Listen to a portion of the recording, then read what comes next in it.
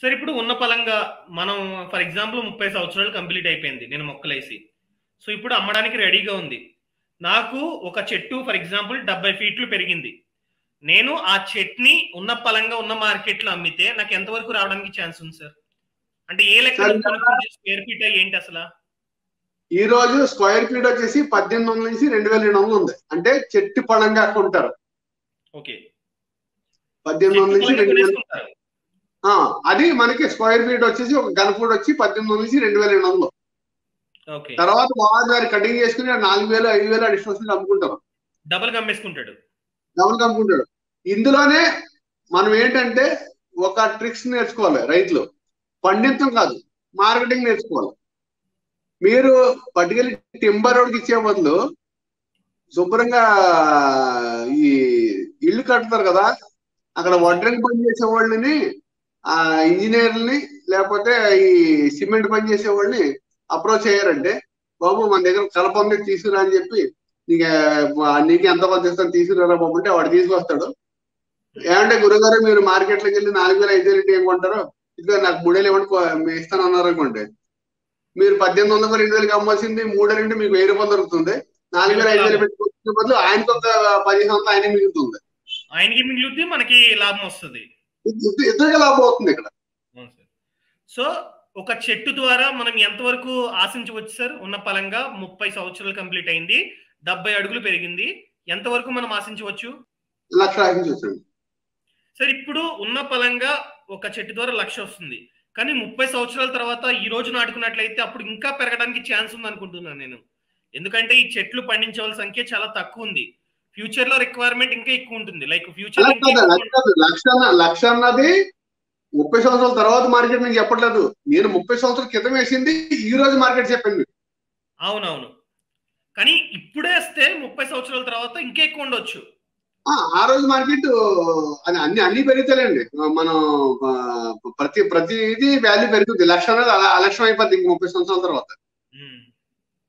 So ఈ సాగును చేస్తే ఫ్యూచర్ లో మంచి లాభాలు ఖచ్చితంగా వస్తాయి, కోట్లలో రావడానికి ఛాన్స్ ఉంది. ఎప్పుడు మనం ఎక్కువ మొక్కలను నాటుకున్నట్లయితే లాభం అన్నది కోట్లలో వస్తుంది.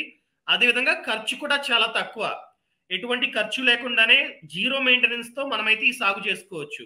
మనం డైలీ వెళ్ళి చూసుకోవాల్సిన అవసరం కూడా ఉండకుండా మనమైతే సాగు చేసుకోవచ్చు.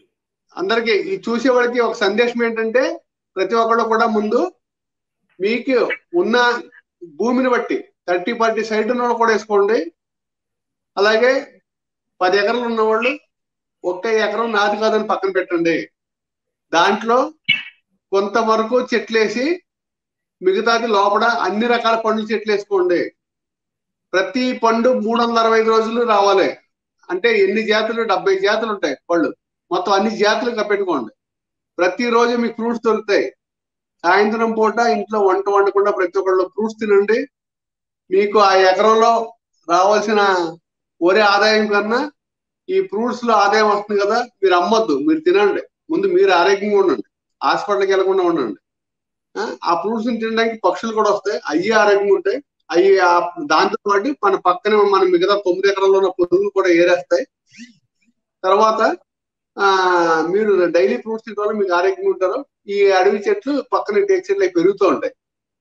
ఇది ప్రతి ఒక్కరు కంపల్సరీ చేయాలని మీకు ఈ వీడియో చూసేవాడికి సందేశం ఇస్తున్నాను.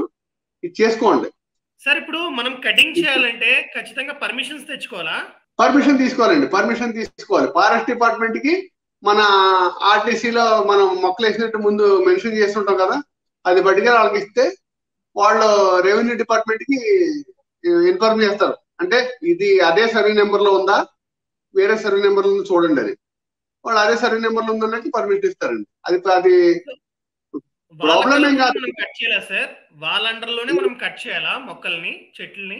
అంటే కొన్ని చెట్లు కొన్ని జాతులు అయితే పర్మిషన్ నుంచి బయట ఉన్నాయి, పర్మిషన్ లేకుండా అమ్ముకోవచ్చు. ఈ టేకు, శాండల్, తర్వాత నల్లరెడ్డి సేవ ఇలాంటివన్నీ కూడా పర్మిషన్ పరిధిలోనండి. రానున్న రోజుల్లో వీటిలో కూడా పర్మిషన్ పరిధిలో నుంచి బయట పెడితే అందరికి ఈజీ అవుద్ది. ఏమన్నాడు, చిన్న కారు రైతున్నాడంటే వాడికి పాపం ఆఫీస్ ఎక్కడ ఉందో తెలియదు. ఫారెస్ట్ ఆఫీస్కి వెళ్ళాలి, అది అర్జీ రాయించాలి, అది ఇవ్వాలి. అక్కడ ఆఫీసర్ కనపడ్డు, ఈ రోజు లేరు, రేపు రండి, నటు తిరగలేడు అని చెప్తా. దీన్ని కొంచెం సరళీకరించాలి. ఇప్పుడైతే ప్రెజెంట్ అయితే పర్మిషన్ తీసుకుని మనం కటింగ్ చేయాలి. వితౌట్ పర్మిషన్ కటింగ్ చేస్తాం లేదండి.